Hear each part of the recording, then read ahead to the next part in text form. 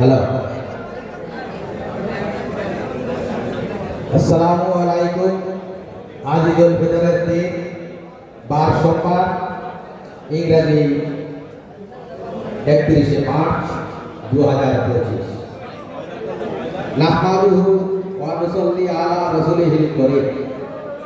প্রতিবারের ন্যায় এবারও অতি সংক্ষিপ্তভাবে হিসাবটা পেশ করছে, যেহেতু আমার পরে সভাপতি সাহেব আপনাদের সঙ্গে কিছু বলবেন।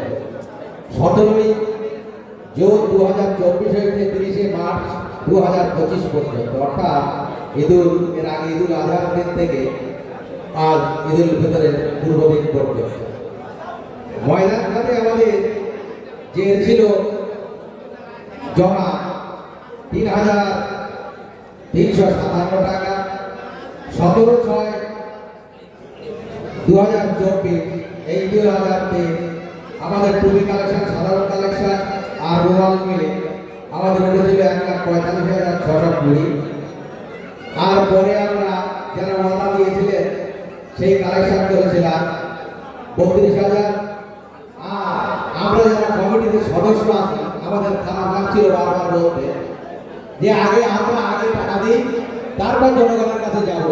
এবার আমরা দৃঢ়প্রতিজ্ঞাবদ্ধ ছিলাম। এই জন্যে আমাদের সদস্য যে 43 জন আছে, আমরা সবাই মিলে 82,000 টাকা এখানে দান করেছি। আর এবার আমরা যে পাড়ায় গিয়েছিলাম, আপনারা জানেন পাড়া কালেকশন 1,93,046 টাকা, এই মিলে 4,46,023 টাকা। আর এই টাকার মধ্যে আমরা 3 দফায় বিল্ডার্সে দিয়েছি 2,77,045 টাকা, 2,07,745 টাকা। বিল্ডার্স আমাদের কাছে এখনো পাবে 2,63,931 টাকা।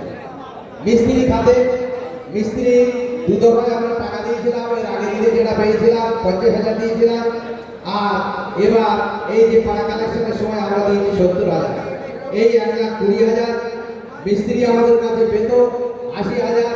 ওর কাছে অনুরোধ করা হয়েছিল যে আমরা অটো দিতে পারবো না, আমাদের এটা মকুব করেন। সেই বলে ওর দেনা মিস্ত্রির টাকা আমরা মোটামুটি পরিশোধ করে দিয়েছি। এই 70,000 আমাদের মকুব হয়ে গেছে, সুতরাং মিস্ত্রি আর পাবে না। এবার পাঁচিলের রং দেখতে পাচ্ছেন আপনারা, এবং মিনারের রং দেখতে পাচ্ছেন, রং করা হয়েছে, মাঠ পরিষ্কার সাজানো এবং আচ্ছা কিছু টুকিটাকি কেনা, এই মিলিয়ে আমরা খরচ করেছি 18,641 টাকা। সুতরাং আমাদের খরচ 3,46,386 টাকা। বর্তমান আমাদের ক্যাশ ইন হ্যান্ড আছে 99,637 টাকা। এবার এর মধ্যে বললাম আগে যে 2,63,931 টাকা বিল্ডার্স পাবে। ইমাম খাতে আমরা যা পাই জানেন,